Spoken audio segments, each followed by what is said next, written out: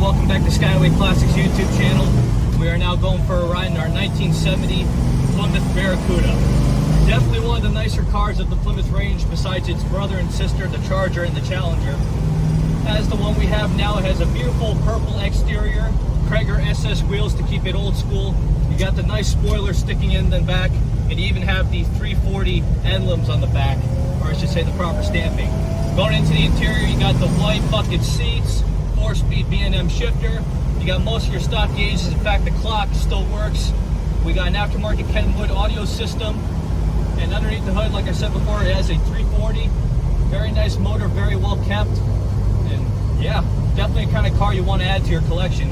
In fact, to even make it better, we'll give you a bit of a brake test. Pretty good. But other than that, now we're going to get it turned around and up on the lift. So please stay tuned to see the underneath.